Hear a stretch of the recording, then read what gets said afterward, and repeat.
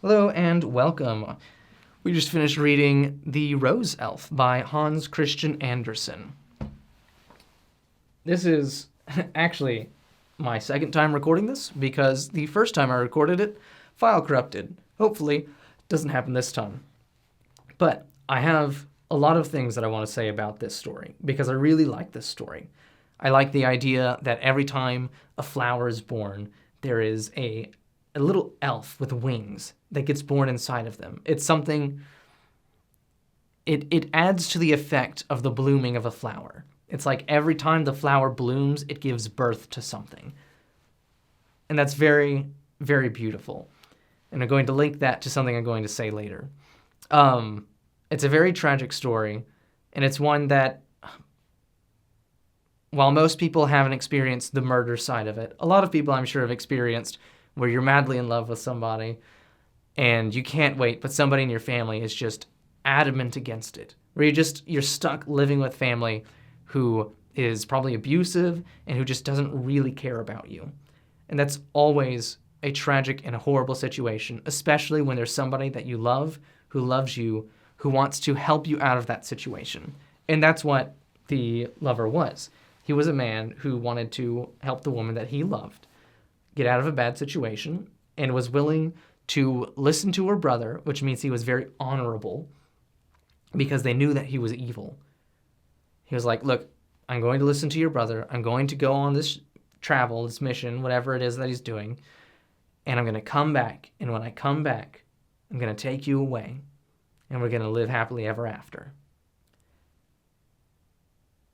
And I love that the Rose Elf, this innocent creature that just goes around and does whatever he wants. He plays on butterfly wings, and he tries to count the steps of the veins of a leaf.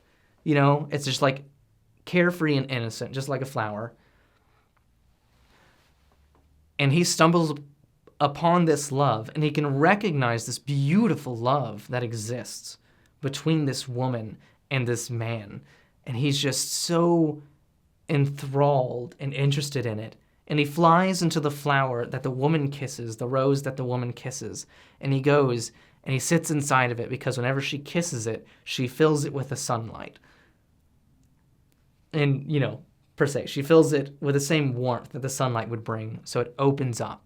And I don't actually know if flowers do open up when you kiss them. That would be an interesting thing to look up. But regardless, the symbolism of it, right? The love that she has, that she imparts to the flower, opens the flower up, just the way that love opens other people up. Man.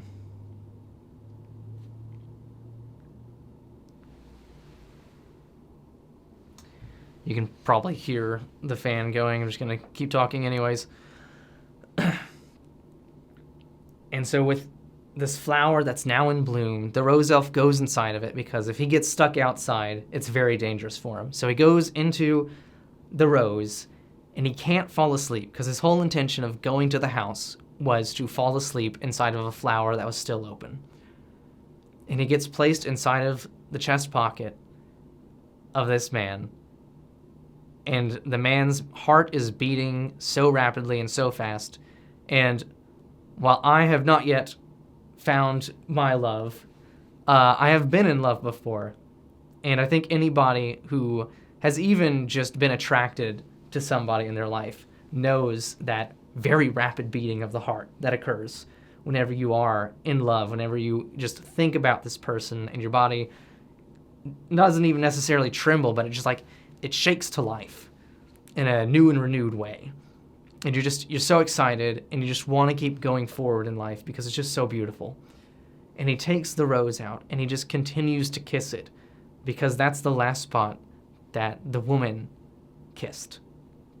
So in a way, he is still receiving the love and the kisses from her. And the Rose Elf finds this beautiful, but also a little, maybe a little bit like, I'm not here for this, But on the way, the man gets killed by the brother, the evil brother. And the evil brother, we don't really get why he doesn't like the kind man, but evil doesn't like kindness and generosity and things being out of their control. So it's not too far-fetched to understand why an evil man would hate that his sister loves another man who is good and kind. Because this good and kind lover is the total opposite of what he is, and it's like a disgrace to his existence. You know, having goodness and joy and life and love is maddening to evil that can't understand it and can't have those things. So it does naturally what evil does, and it kills. And the evil brother kills the young man and just laughs. He finds it funny and entertaining and buries the body. Seems to do a very poor job of it aside from putting some leaves over. And just goes home and goes into his sister's room, laughs over her, and then leaves his hat on the table and just goes to bed. And the rose elf, who jumped into a leaf that was caught on the evil brother's hat, is appalled by all of this. He's an innocent being who's just witnessed murder and pain. And so now he goes and talks to the woman. And he tells her, he's like, look, your brother just killed your lover. He's buried over here, and to confirm that this dream is true, you're going to find a leaf. And she wakes up and she finds the leaf. And I love the idea that dreams, good or bad, come from flowers that you take care of. Like whatever you put into the birth of that flower is what's going to come out of your dreams. Because the little elves that are born from these flowers, they're essentially going to return the favor of the care that you put into all the little things in life, beautiful things as well, like flowers. Which makes me think I should start a flower bed at some point. Probably be pretty nice. So this occurs, the girl wakes up and she cries because to know that her lover is dead is just a horrible thought. It's a situation that nobody ever wants to be in. To be in love with somebody and they die before you can ever experience the full gamut of what loving and living with them would be like. It's probably one of the worst strategies that a human could experience, that she has just experienced. And she waits until her brother is asleep and then goes out and digs up the body, just weeps again, cleans the body up, and takes the head. It doesn't specify if she cuts the head off or if the brother cut the head off. I'm going to assume the brother cut the head. And she just took the head with her. And she cleans it, and she goes away, and the little rose elf, because it's the next morning now, leaves and goes into his own rose. But he wants to know what's happened. And so he goes and he sees the woman, and he sees that she just continues to weep over this flower pot, and just weeps and weeps and weeps. And he cannot stand the fact that this beautiful, young, innocent woman is in so much pain. So he goes and he whispers beautiful things into her ear so that in the time between her crying and watering this tree with her own tears of sorrow, he gives her good dreams, and these good dreams allow her to finally rest and allows her soul to pass on to heaven where the kind man was. And with this occurrence, the rose elf, having witnessed all of this, meets the elves of the jasmine tree, which is what she planted. And the rose elf's like, hey, I want you to know that you were born from this love and this sorrow, and that this man killed this woman's lover, and that's such a tragic thing. And the elves, because they've been growing with the head of the lover inside of this pot, and with the tears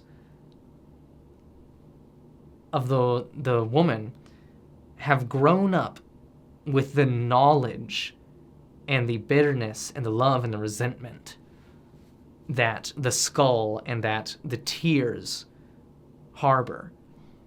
And they just tell him, we know what's occurred. Have we not been born from the skull? Have we not fed off of the flesh that the lover inside of this once had?